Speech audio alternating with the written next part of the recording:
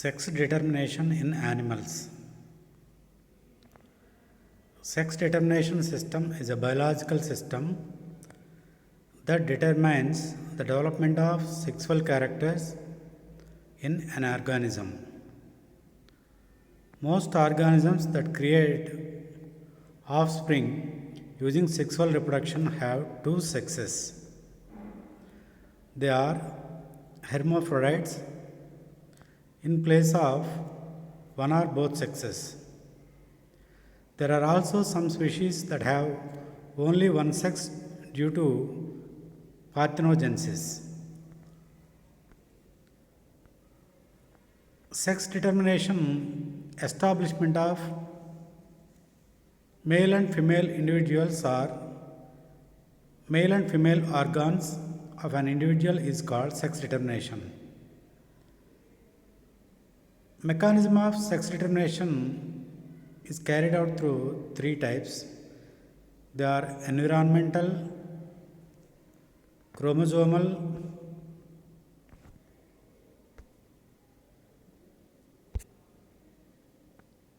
and genic based sex determination.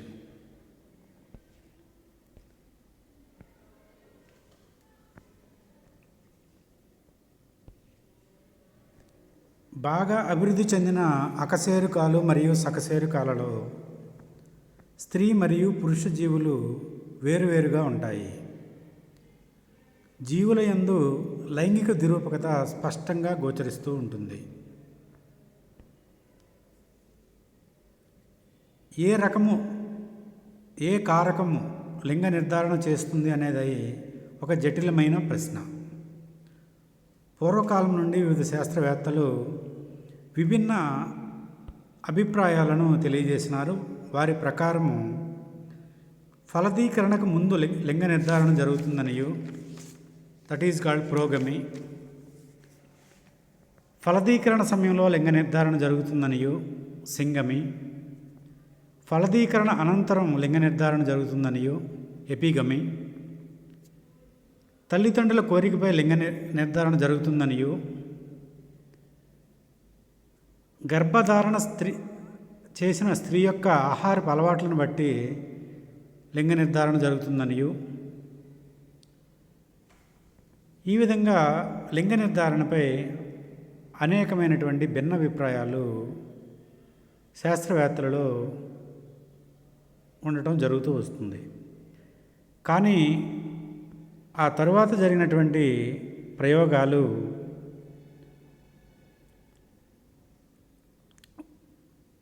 ప్రస్తుత శాస్త్రవేత్తల అభిప్రాయం ప్రకారము లింగ నిర్ధారణ ఫలదీకరణ సమయంలో జరుగుతుందని తెలియజేయబడినది. అంతేగాక లింగ నిర్ధారణ గూర్చి ఈ క్రింది సిద్ధాంతాలు క్రోమోజోమల్ సిద్ధాంతము, పరిసరాల ప్రభావము, జన్యు నిష్పత్తి సిద్ధాంతాలను ప్రతిపాదించడం జరిగినది. లింగ నిర్ధారణపై పరిసరాల ప్రభావము.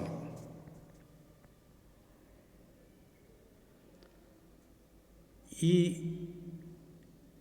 ఎన్విరాన్మెంటల్ ఫ్యాక్టర్ ముఖ్యంగా రెండు రకాలుగా మనం చెప్తూ ఉంటాం. Temperature dependent and location dependent. ఉష్ణోగ్రత ఆధారంగా లింగ నిర్ధారణ, పరిసరాల ప్రభావం మూలంగా లింగ నిర్ధారణ. First one, temperature dependent sex determination. In some animals, for example turtles, alligators, the temperature at which eggs are incubated has a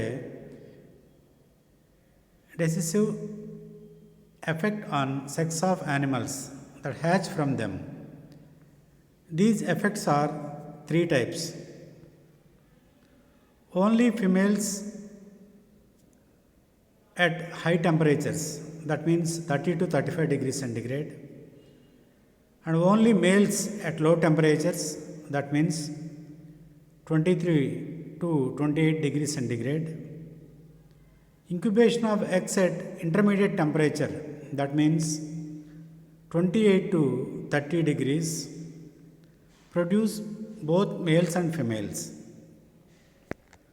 Example, turtles.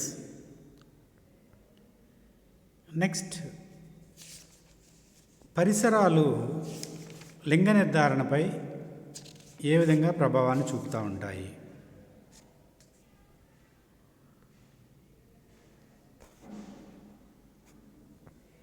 కొన్ని జీవులలో పరిసరాలు లింగ నిర్ధారణపై పాత్ర వహిస్తూ ఉంటాయి. For example, బొనీలియా. బొనీలియా అను జీవి యందు స్త్రీ జీవులు పురుష జీవుల కంటే అధిక దేహ పరిమాణాన్ని కలిగి ఉంటాయి. పురుష జీవులు చిన్న దేహ నిర్మాణాన్ని కలిగి ఉండి శాశ్వతంగా స్త్రీ జీవి యొక్క గర్భాశయంలో నివసిస్తూ ఉంటాయి. గుడ్డు నుండి వెలువడిన డింబకము తల్లి జీవి నుండి దూర ప్రాంతాలకు వెళ్ళిన ఎడల అది స్వతంత్ర జీవిగా జీవనాన్ని గడుపుతుంది. కానీ ఆ డింబకము తల్లి జీవి యొక్క తుండ ప్రాంతాన్ని సమీపించినట్లయితే ఆ డింబకాలు ఆ పరితుండానికి అతుక్కుని స్త్రీ బీజవాహికలోనికి ప్రవేశించి పురుష జీవులుగా అభివృద్ధి చెందుతాయి.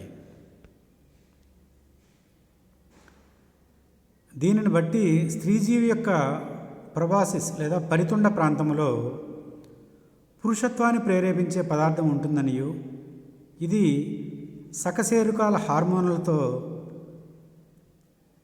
సమానమైనదిగా ఉంటుందనియు తెలియజేయబడింది. ఈ పరితుండ ప్రాంతంలోని స్రావాలు పురుషత్వాన్ని ప్రేరేపించి మరియు స్త్రీతత్వాన్ని అణిచివేసే కారకాలను కలిగి ఉంటాయని తెలియజేయబడినది. సో ఈ విధంగా పరిసరాలు లింగ నిర్ధారణలో పాత్ర వహిస్తూ ఉంటాయి. పరిసరాలలో ఉండేటటువంటి ఉష్ణోగ్రత, అదేవిధంగా ఎన్విరాన్మెంట్ కూడా లింగ నిర్ధారణలో కొంతవరకు పాత్ర వహిస్తుందని మనం చెప్పవచ్చు. Next, chromosomal theory. లింగ నిర్ధారణపై క్రోమోజోముల పాత్ర. దీన్నే మనం క్రోమోజోమల్ సిద్ధాంతముగా కూడా చెప్తూ ఉంటాం.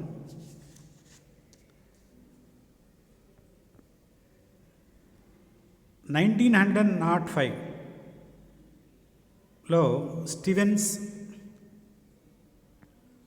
అను శాస్త్రవేత్త ఈ సిద్ధాంతాన్ని ప్రతిపాదించడం జరిగింది.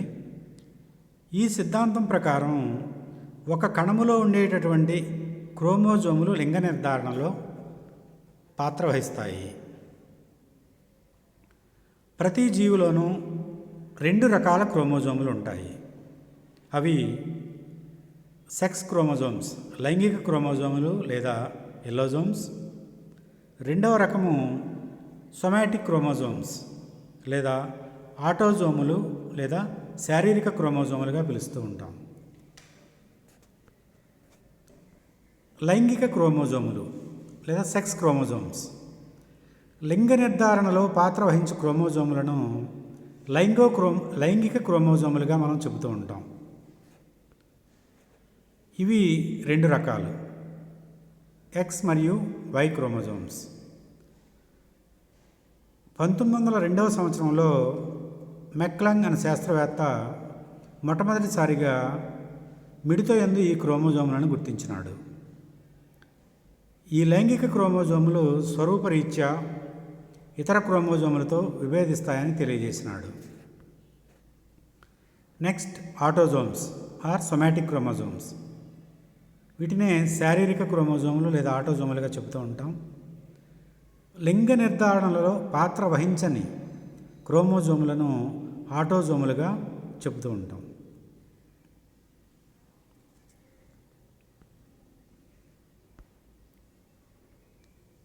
Mechanisms of chromosomal sex determination. దీంట్లో మళ్ళీ మనం 4 టైప్స్ని మనం గమనిస్తూ ఉంటాం. XX X0 type, XX XY type, ZZZW type, haplodiploidy system. First one,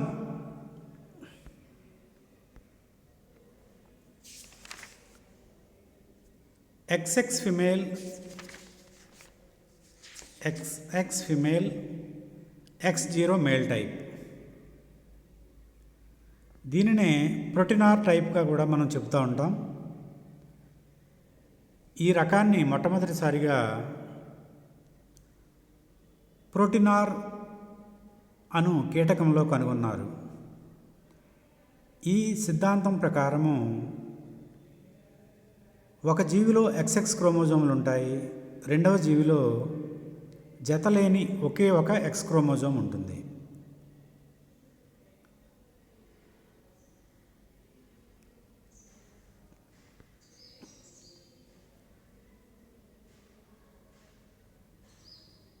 for example మిడుత, gross hopper జీవిలో కనుక మనం చూసినట్లయితే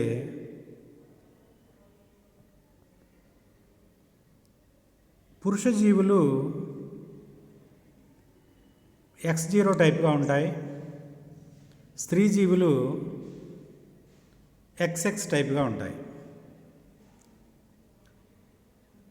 అనగా స్త్రీ జీవులు ఎల్లప్పుడూ ఒకే రకమైనటువంటి అండాలను ఉత్పత్తి చేస్తూ ఉంటాయి. అన్ని అండాలలోనూ X క్రోమోజోములు ఉంటాయి. కానీ పురుష జీవులు 2 రకాల శుక్రకణాలను ఉత్పత్తి చేస్తూ ఉంటాయి. ఒక రకము శుక్రకణాలు X క్రోమోజోములతోనూ, రెండవ రకపు శుక్రకణాలలో X క్రోమోజోములు లేకుండానూ ఉంటాయి. X క్రోమోజోములు కలిగినటువంటి శుక్రకణాలు అండాలను కలిసినప్పుడు స్త్రీ జీవులు XX గాను, X క్రోమోజోమ్ లేనటువంటి శుక్రకణాలు అండాలను కలిసినప్పుడు X0 పురుష జీవులుగాను ఏర్పడుతూ ఉంటాయి.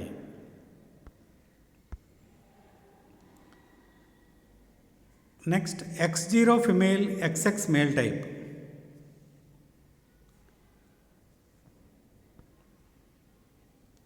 ఈ జీవుల యందు స్త్రీ జీవులు 2 రకాల అండాలను ఉత్పత్తి చేస్తూ ఉంటాయి. 50% అండాలు X క్రోమోజోములను కలిగి ఉంటాయి, మిగిలిన 50% అండాలు X క్రోమోజోములు లేకుండా ఉంటాయి. పురుష జీవులు 100% ఒకే రకమైన శుక్రకణాలను ఉత్పత్తి చేస్తూ ఉంటాయి. ఈ శుక్రకణాలు X క్రోమోజోమ్ కలిగిన అండాలతో ఫలదీకరణ చెందిన యెడల పురుష జీవులు, X క్రోమోజోమ్ లేని అండంతో ఫలదీకరణ చెందిన అవి స్త్రీ జీవులుగాను ఏర్పడుతూ ఉంటాయి. Next XX female, XY male type. దానికి బెస్ట్ ఎగ్జాంపుల్గా హ్యూమన్ బీయింగ్స్, డ్రాసోఫిలా అనేటటువంటి ఫ్లైస్ ఎగ్జాంపుల్స్గా మనం చెప్పచ్చు.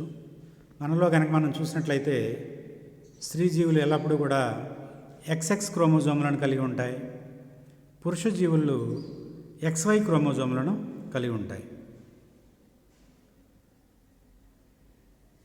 సో ఈ రకమునందు స్త్రీ జీవులు ఎల్లప్పుడూ కూడా XX క్రోమోజోములను, పురుష జీవులు XY క్రోమోజోములను కలిగి ఉంటాయి. పురుష జీవులు 50% శుక్రకణాలలో X క్రోమోజోములను, మిగిలిన 50% శుక్రకణాలలో Y క్రోమోజోములను కలిగి ఉంటాయి. కానీ స్త్రీ జీవులు అన్ని అండాలలోనూ X క్రోమోజోములను మాత్రమే కలిగి ఉంటాయి. X క్రోమోజోములు కలిగినటువంటి శుక్రకణము అండంతో సంయోగం చెందినట్లయితే స్త్రీ జీవి, Y క్రోమోజోమ్ కలిగినటువంటి శుక్రకణము అండముతో సంయోగం చెందినట్లయితే పురుష జీవి ఏర్పడటం జరుగుతూ ఉంటుంది. ఇవి డ్రాసోఫిలా మరియు మానవునిలో ఈ రకంగా మనం గమనించవచ్చు. Next XY female, XX male type. XY female, XX male. అదేవిధంగా ZW female, ZZ male type. ఈ రెండు రకాలలోనూ స్త్రీ జీవులు హెటెరోగామెటిక్గా ఉంటాయి, పురుష జీవులు హోమోగామెటిక్గా ఉంటాయి. అంటే పురుష జీవులు ఒకే రకమైనటువంటి శుక్రకణాలను ఉత్పత్తి చేస్తూ ఉంటాయి. స్త్రీ జీవులు రెండు రకాల అండాలను ఉత్పత్తి చేస్తూ ఉంటాయి. 50% స్త్రీ జీవులు ఒక రకమైనటువంటి అండాలను, మిగిలిన 50% స్త్రీ జీవులు వేరొక రకమైనటువంటి అండాలను ఉత్పత్తి చేస్తూ ఉంటాయి. సో ఇక్కడ స్త్రీ జీవులు లింగ నిర్ధారణలో పాత్ర వహిస్తూ ఉంటాయి. వీటికి ఎగ్జాంపుల్గా మనం బటర్ఫ్లైస్, బర్డ్స్, ఫిషెస్, పౌల్ట్రీ ఇవన్నీ కూడా మనం ఎగ్జాంపుల్గా చెప్పవచ్చు.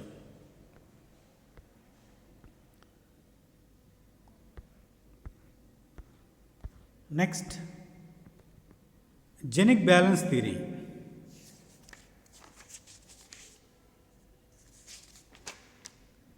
జన్యు నిష్పత్తి సిద్ధాంతం అని అంటాం దీన్ని. Genic balance theory. ఈ సిద్ధాంతాన్ని మొదటిసారిగా బ్రిడ్జెస్ అనే శాస్త్రవేత్త ప్రతిపాదించినాడు. ఈ సిద్ధాంతం ప్రకారము ఎక్స్ క్రోమోజోములు మరియు ఆటోజోముల మధ్య ఉండే నిష్పత్తిపై ఆధారపడి లింగ నిర్ధారణ జరుగుతుందని తెలియజేయబడినది.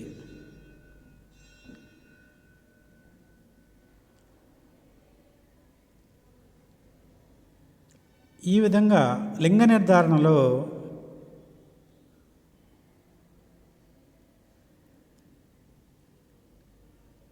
రెండు ఎక్స్ క్రోమోజోములు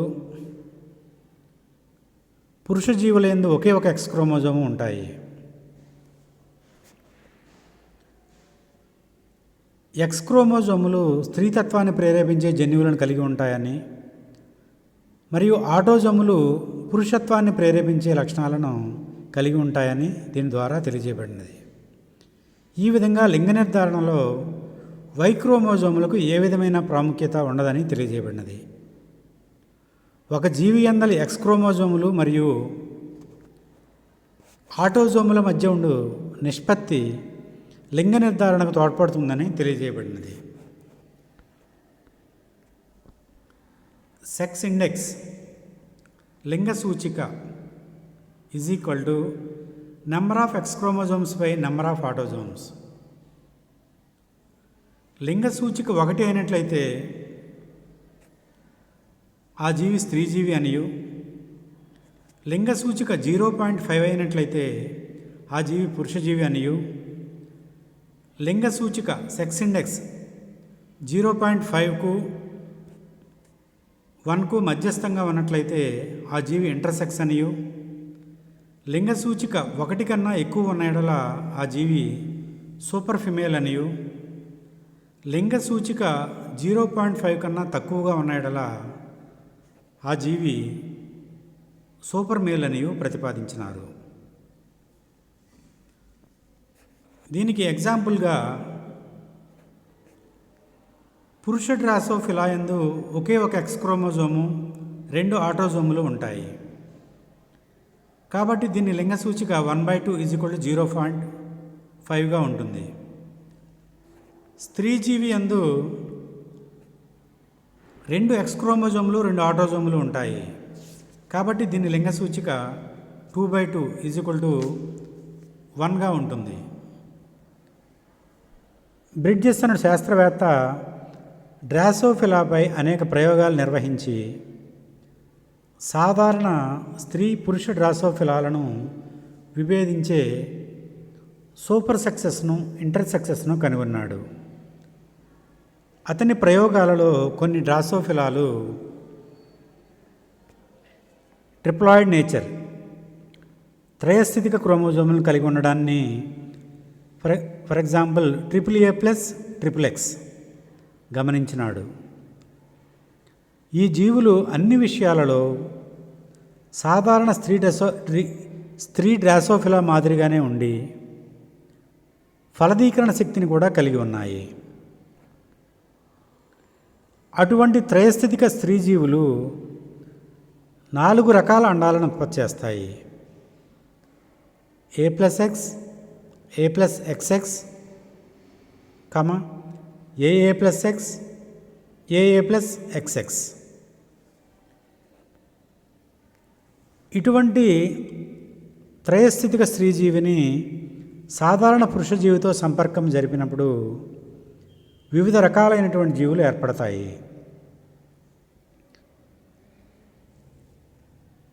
ఈ ప్రయోగం ద్వారా బ్రిడ్జెస్ అనే శాస్త్రవేత్త సూపర్ సెక్సెస్ను అదేవిధంగా ఇంటర్ సెక్సెస్ను కూడా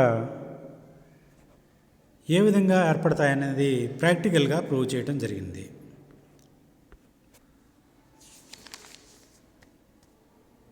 నెక్స్ట్, గైనాండ్రోమార్ఫ్స్. డ్రాసోఫిలా మొదలైన ఈగలలో కొన్ని సందర్భాలలో దేహం యొక్క ఎడమ భాగము స్త్రీజీవిగాను కుడి భాగము పురుషజీవిగాను ఉంటాయి. ఇటువంటి జీవులను గైనాండ్రోమార్ఫ్స్ అని అంటారు. మనం కొన్ని సందర్భాల్లో పగటి వేషగాళ్ళు అర్ధనారీశ్వరుడు, ఒక పక్క 50% శివుడు 50% పార్వతి అనేటటువంటి వేషాలు వేసుకుని వస్తూ ఉంటారు. వాళ్ళని పగటి వేషగాళ్ళు అని అంటూ ఉంటాం. అదే మాదిరిగా ఈ డ్రాసోఫిలా ఈగలో కనుక మనం చూసినట్లయితే 50% మేల్ 50% ఫిమేల్ మనం గమనిస్తూ ఉంటాం. ఇట్లాంటి జీవులను ఏమంటారంటే గైనాండ్రోమార్ఫ్స్ అని అంటాం. ఒక గైనాండర్ AA+XX క్రోమోజోములతో అభివృద్ధి మొదలు పెడుతుంది. కానీ విదళన సమయంలో ఒక కణమునందు X క్రోమోజోమ్ లోపం వల్ల ఆ కణము తరువాత దశ అయినటువంటి బ్లాస్టోమియర్లో ఒకే ఒక X క్రోమోజోమ్ ఉంటుంది. ఫలితంగా AA+XX క్రోమోజోమ్ కలిగి ఉన్న భాగము స్త్రీతత్వాన్ని కలిగిన భాగముగాను, AA+X క్రోమోజోమ్ కలిగి ఉన్న భాగము పురుషత్వం కలిగి ఉన్న భాగముగాను ఒకే ప్రౌఢజీవిలో కనిపిస్తాయి. ఫలితంగా ఆ జీవులు గైనాండ్రోమార్ఫ్స్గా ఏర్పడుతూ ఉంటాయి. Thank you.